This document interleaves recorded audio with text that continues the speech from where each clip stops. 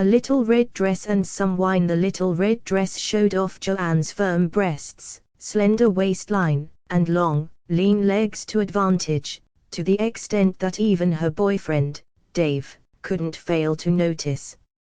Her long, chestnut hair was loose, instead of tied back, as she normally wore it. "More wine, babe?" she asked, not waiting for an answer, before reaching for the bottle, ready to refill his glass. He was quick to cover the glass with one hand, lightly touching her arm with the other. "I'd better not, Joe, thanks all the same. I've got to drive home later. You could always stay the night. You know that, Dave."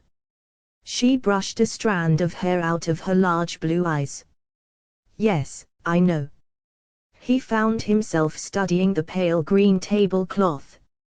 "But you aren't going to, are you?" said Joanne, looking even younger than her 20 years. "It's been a nice evening. Let's not spoil it," he suggested, allowing his eyes to meet hers again. "The divorce will be through soon, won't it?" Dave took a deep breath. He must remain calm. There was nothing to be gained by losing his temper with Joe, a fact learned through bitter experience. "Yes, I suppose it will. Do you think things will be better between us, once everything's, sorted?" "There's nothing wrong between us. At least, there wouldn't be, if you could refrain from nagging me for 5 minutes.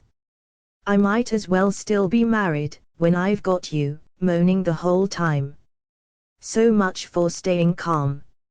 She did this to him every time. Joanne got to her feet.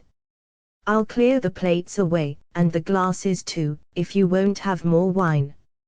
"I'd love a coffee," he said, mainly to pacify her, but also because it was true.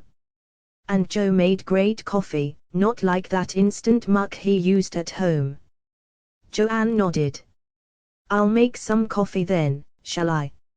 She was talking very fast.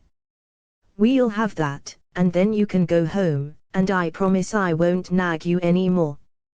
Did you decide what you're doing for your 30th? Probably wondering what I'm doing, going out with a girl who hasn't even got her 21st to worry about for another 10 months," he said, only half in jest. "You're obsessed with my age."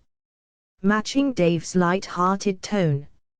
And with the same underlying implication that her words were more serious than her playfulness might suggest.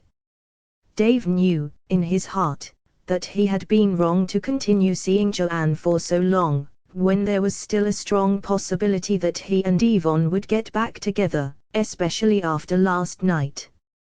He felt aroused just thinking about last night. He had to tell Joanne the truth, of course. He knew that. But right then, the temptation was to stay the night, after all.